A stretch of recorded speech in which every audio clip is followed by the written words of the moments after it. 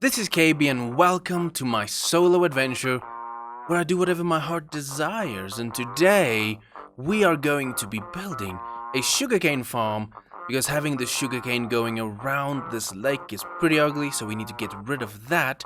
And this all works in with our plan. In case you're not aware what we are doing in this area between the mountains, we are developing a very natural organic type of village that has a bit of a dark secret, and this dark secret is underground. It's a facility that has a lot of industrial automation and things like that. That's the current idea I'm running with. We still need to develop it because there's things we can do. Do we build a secret organization that's in charge of all these underground works, or where do we go from with that? You can let me know in the description if you have any thoughts on it. But as I mentioned, today we are working on a sugarcane farm because this is pretty ugly, and I do have a little bit of a road I want to test between the starter house and the cow farm. They just build a little patch of road to see if the design works nicely in our world and see if we want to do it, and then we can tweak stuff. So we'll do a bit of that. But I think what we will have to start with is by figuring out where to place the sugarcane farm, because on the surface we'll have just a very basic aesthetic farm, and then underground we'll automate sugarcane. So let me figure some things out. I'll also head underground and collect some resources that we need for this build. So I'm gonna dig down to level 11, and we'll probably find some diamond this episode. Let's see where that goes. I just got back from my first mining session down at level 11, and what I've done, I'll take you there, go through this trapdoor, and I just made my usual 6-step and a 6-step type of thing that goes straight down to level 11, and then I started digging in my usual fashion, which I'll show you in a second once I get down there, and I only dug into one of my tunnels, so normally I'll have 2 tunnels going either way, skip 3 blocks, and then 2 tunnels coming back. So I dug all the way this way for usually 30 torches with a 6-block space between each other. So I go quite the way down, but what happened is I discovered my first diamonds, and I thought I'd bring you back so that we can see how many diamonds we get for the first ever time. And I almost thought it was just going to be 1, but maybe we are... Ooh, nice. I just shouldn't die now. But we got some diamonds. So this first time, I'm going to sacrifice it. I'm just going to grab them. But from there on, we should make sure that we get some fortune going. I'm back from mining, and we have everything we would need to build this automatic sugarcane farm. And as you can see, I started planting some sugarcane because I'm trying to feel what I want to do with this aesthetic farm that's... Hey, ink. This aesthetic farm that's above the surface. I'm also removing the dirt that's over here because it's this little bit of height here. It's just weird. It's not working for me. So that's what I'm trying to figure out. This aesthetic farm. I'm not gonna do this. I'm probably not gonna do this. What do you call it? This path block. I think I should bring the path design that I thought of into this and incorporate it, and have the sugarcane around like that. I'm not sure yet. I'll scratch around, I'll figure things out, and once I do have a proper update, I'll bring you back and show you what I've done. Hey, another ink sac. Should collect them while I can. I thought I'd bring you back for a little update, and as you can see, we have a path forming, but we'll start by the sugarcane. I made these little indents just to shape out the sugarcane a little bit, because having it in kind of a straight line looked a bit ugly, so we'll see how that looks when it grows up. And this is the path design I have at the moment. Now, I need to mention that this is probably not the end game type of path. It does need some work, but there's something here. There's definitely something here. So we will look at it and tweak it some more, but for now, this is the design we're going with some leaves, just a little lantern on the stone brick wall, and then we blend in the coarse dirt with the path block and some oak. So something like that. It feels good so far. And then we're going to meet up here, Now I need to make a bridge that goes over to that side, because in the mountain at the bottom there, we're gonna have a sugarcane farm that probably goes to bedrock. Initially it won't, because I won't have time to do that for this episode, but we definitely need to at least have 2 layers of it. You'll see how it looks, then you'll understand. I quickly need to take you over to the cow farm, because it's time to unleash it, to open it up, because I have enough cows to make it fully functioning. Then we can breed them up and get the first batch of leather and the first batch of cooked steak. And then I can actually show you how the farm looks and how it works. The cow farm is a bit noisy, so bear with me here, but as you can see, we have baby cows that's in here. I'm gonna run upstairs, it's gonna be very noisy, but let me explain what's going on.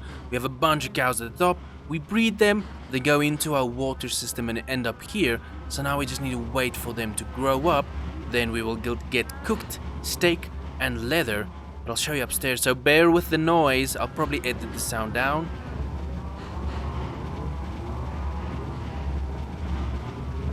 It's disturbing, I know. It's pretty disturbing.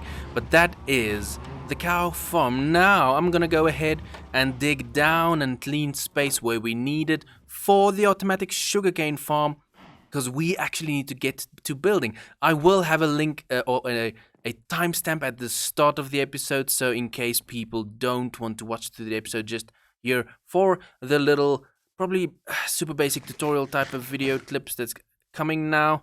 Maybe it's not super tutorial-y, but I'll explain how I built this automatic sugarcane farm once I've cleared the space for it, though.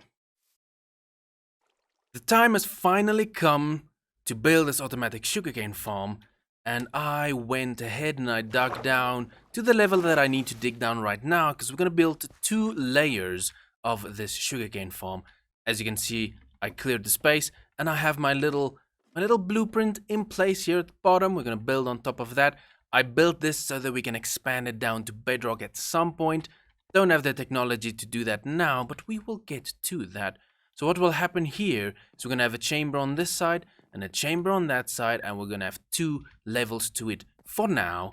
We'll expand it later on. So this is going to be glass on the sides, and then we're going to have sand going across here. It's going to be 7 blocks of sand going across there. Then we do need 1 layer at the back, just as a supporting type of layer. On top of that, we are going to be placing pistons that go straight forward like that, and then we need observers. Now I don't have access to the nether yet. We can't make the observers. We'll get to those. I'll probably do it right at the end of this episode just to get it done. So we need 1 observer on that side and then 1 observer on the other side, so we can actually go ahead and just put that in place just so we can see. And then this layer at the front will have water in it. Should be like that.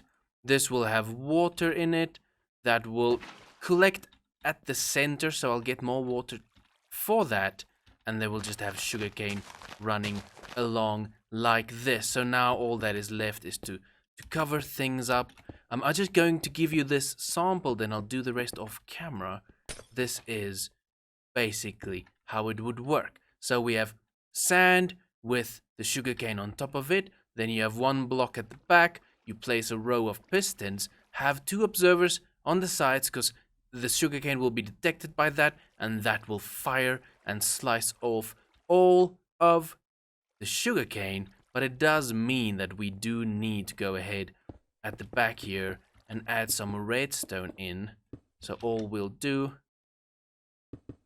is have it run across like that. The observers will be on these spots detecting, and that will make everything fire. So I'll get to the observers. So let me go ahead and finish all of this up, these pods, because it's very basic. It's a super basic type of automatic sugarcane farm. I don't care for the 0 tick stuff, and I don't care for ridiculous things. Even though I'm gonna go straight to bedrock, this won't probably be super fast, but it's gonna be fast enough for me on my single player world. This is what I have at the moment, so I duplicated the chamber on the other side. We have a water block on this side and on that side, so it's technically flowing to the middle. So what I want to do for now is right in the middle, just place a chest on either side, because I need to open that up because I want hoppers to be pointing down. So we'll go ahead with the noise in the background. We'll go ahead. We need a hopper to go into that, but to make sure that things actually get down there, we'll have to place a sign over there. So that should let the things flow to the middle, and then I'll duplicate that same thing just on the other side. A sign over there, and a hopper into there. As I mentioned before, we can finish up the other sugarcane farm, we need observers, so we have to go to the nether. And I made a portal right here, a temporary spot, until we figure out where we want to do it. But I thought I'd bring you back in, so we can go over to the nether, see where we spawn. Okay. This is a pretty good spot. I don't mind this. I can get that glowstone when I need it. But for now, I'm only here for a little bit of quartz. So I'm gonna grab the quartz, I'll make the observers, and then we'll go place it in and finish up the sugarcane farm. But this is not a bad spot. I thought I would have to use building blocks and close it up and add a door, but I don't need it. But what I'll do is right here on the side, I'll just place a backup flint and steel in case we need it. Just in case. I added in the observers, and one little thing that I noticed was that this center block, the sugarcane, just popped off and disappeared because we placed this sign. So behind that cobblestone at the bottom, so basically behind the sand block here, I placed a water block. I can show you at the top, just so we can add back that one extra sugarcane that was on that spot. So as you can see, I'm just working on the last level here, and then from here on we'll basically be going straight down, and eventually we'll hit bedrock with this farm. I think initially it will probably be a little bit slow, but we will speed it up as we go. So now we can have sugarcane straight through. What I do need to do again is just dig down here and add a sign right over there, just to make sure the water doesn't go down. But this way, now you'll see all the sugarcane will fall straight down into the hopper at the bottom. I just noticed that the piston's on firing, so what I'm gonna do is just raise all of these up by one block. I don't know if that will fix it, because maybe I need repeaters. I'm not sure. So let me move this up, making all of them powered blocks once. Signal goes straight through them. So let's see if that does fix it. I'll report on that. If it does fix it, I do need to do it at the top. I'm happy to report that adjusting the cobblestone level behind the pistons one up and adding the redstone dust on top of it, that did fix the farm itself, which means we have a fully automated sugarcane farm. It's nothing great at the moment. We are going to expand it down to bedrock at some point, but this automates it for now. We can just start this process. So we have this, we have the leather going, and that is cool because now we have books and we have to think about what steps we take from here. Now again, the decor and the walls, I'm not going to do stuff with that yet because we do need to figure out what we want to do with it. At the moment I'm thinking caves, so these hidden automatic farms inside of caves and connect the caves up, but we'll see what we do with that. That is it for the sugarcane farm at the moment. I'll expand it in my own time. That's also going to do it for this episode. I am pretty happy with this episode. We did bring in this test row to see how it works. I do think it needs more work. You can let me know what you think I can add to it. I thought I could add more oak to it, but you can tell me what you think about it. We do have the portal now, so I can go to the nether, get some resources. Maybe I'll do it between episodes. I'm not sure yet, because I need to figure out what the next steps are. And we didn't extend the road from the starter house to the cow farm, because we already have it here, the sample, so that is perfectly fine.